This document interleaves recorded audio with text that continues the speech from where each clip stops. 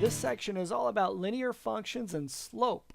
The goals: number 1, we want to calculate the slope of a line. Number 2, we want to graph a linear equation using its slope and y-intercept. Number 3, we want to interpret the slope as a rate of change. And number 4, we want to solve applications involving linear functions. Let's remind you what these things are.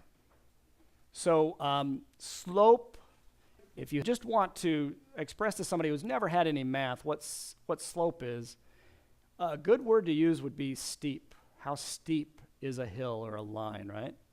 Because that's what slope measures. Measures how steep a hill is or how steep a line is. When you go to Valley Center, what's the grade? Is it 6%? I think it's a 6% grade. That's a slope. It's not how we usually express slope. We usually express it as a fraction, but you can express 6% as a fraction. What does that mean? 6 over 100. Slope is rise over run. So for every 100 feet you go over horizontally, you're going to rise 6 feet if you're on a road with a 6% grade. So what is slope? Well, slope is rise over run. Rise in ratio to run. In other words, if you have a line, it's not very straight, but imagine it's a straight line, and you looked at any 2 points in the line and created a triangle like so, a right triangle, that's a 90-degree angle right there, then this distance, horizontal distance from this first point to this second point, would be your run, and the vertical distance between the points would be your rise. And so you make that a ratio, it's just measuring steepness. The bigger the rise, the bigger the number, isn't it? For the same run. Okay, so if we label this point, say, x1, y1, these are subscripts, right? x1, y1, and we label this point x2, y2, then we can come up with a slope formula. We just take the difference between the y values to get the rise, and we take the difference between the x values to get the run. So one way to write that would be, okay, you could take the y2 minus the y1, and that would be one way to express the rise. Y2 minus y1. And then what would the run be? If you select y2 first, you have to select x2 first in the denominator. It would be x2 minus x1 would be the run. Now you could write it the other way around. You could write it y1 minus y2 on top, but then on the bottom you have to write it as x1 minus x2. You have to be consistent with the order in which you select your coordinates.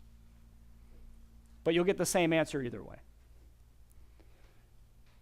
Now, there's something you learned in your last class called the slope-intercept form of a linear equation. And it has this form. We often refer to slope as m. I don't remember why at this point, because I'm getting old.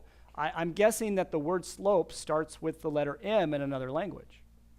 You could look that up. I'll give you 1 point. No, I better not do that. I was going to say, I'll give you 1 point extra credit. No, we're not going to start that. So the slope-intercept form of a linear equation, you guys all remember this. For whatever reason, students remember this. Y equals mx plus b. Okay. This is where m is slope. So the coefficient of x is slope, right? When you solve a linear equation for y, the coefficient of x is slope. Anybody remember what b is? M equals slope. And, well, 0b, technically it's a point. 0b is what? The y.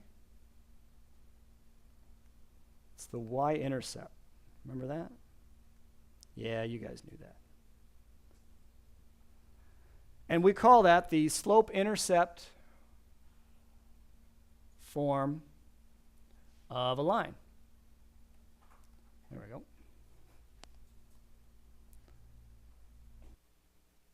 And finally, let's note that any non-vertical line is a function. In fact, any non-vertical line is called a linear function. And its equation can be written in the form f of x equals mx plus b. In other words, we just replace up here, we just replace the y with f of x, and it will be a function. It will pass the vertical line test. Any non-vertical line will pass the vertical line test. So when I say linear function, don't be scared of the jargon. It's simply a linear equation. And sometimes we replace y with f of x, sometimes we don't. It's still a linear function, and we especially think of it that way when it's in slope-intercept form. Okay, let's see how to use this stuff. So let's actually look at a graph of a line and see if we can come up with the slope. I'll bet we can. And I bet we don't even have to think in terms of that formula y2 minus y1 over x2 minus x1. We can just think in terms of rise over run. So let's take a look at this first line. Let me zoom in a little bit. And we want to find the slope of this thing. It's nice to look at points on the line with whole numbered coordinates. And I'm looking at, well, what point are you guys looking at that definitely has, it looks like it has whole numbered coordinates? Yeah, so the y-intercept, right? I'm looking at this point as well. Do you see another point? Yeah, my eyes were kind of drawn to that as well. But this point would have worked pretty good, right? Okay. You only need 2 points, and then you can draw that triangle I was talking about. Right triangle. Remember, the run would be the horizontal side of that triangle, and the rise would be the vertical side. So just look at it. What's the run? Realize you do have to look at the scaling. We're going by by ones actually, on the x-axis.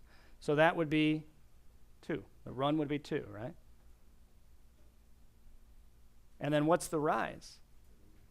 1. It's going by ones as well. I'll always double check that it's going by ones. 1, 2, 3. So 3 would be the rise. One other thing you want to double check. It's going uphill. And what I mean by that is the graph is increasing as you look at it from left to right. If you draw your little person on the line, the little person always runs from left to right. If the little person is going uphill, the graph is increasing. And when the graph is increasing, the slope is positive. Okay, the rise over the run is positive. Okay, so what is the slope then? So rise over run, 3/2. So that's it. Not too bad, right? So on part B, it's the same deal. Find the slope of the line. Look for points with whole number coordinates. What would you suggest? So -2, 0 it looks like, right? What would that be called? That'd be the x-intercept, wouldn't it? Y-intercept isn't so useful in this one. It looks like the second coordinate of the y-intercept, the b value, is a fraction. So I don't want to use that. My eyes are drawn either to this point or to this one. I don't think it matters which one. And so keep in mind, you could draw the triangle this way, or you could draw it this way. Doesn't really matter. I prefer this way, though, because if you look at it this way, you'll automatically get the sign of the slope right, whether or not it's negative or positive. So look at it. Look at your left-hand point, this guy, versus this guy. You're going down, aren't you, vertically? So what's your rise? Your rise is negative, and it's easy to see when you draw the triangle that way. The rise is going to be what? -2, so you've got the negative in there right away. And then what's the run? 1, 2, 3, positive. So what's the slope? So -2/3. You could pull the negative out front if you want, or you could say -2/3, or pull the negative out front and say -2/3. Okay, what if you drew the triangle the other way and forgot about the sign? You just have to remember, if your little person that you draw on the line is going downhill, then the slope is negative, right? As you look at it from left to right, the slope is negative. So graphs that go downhill from left to right, slope is negative. Graphs that go uphill from left to right, slope is positive.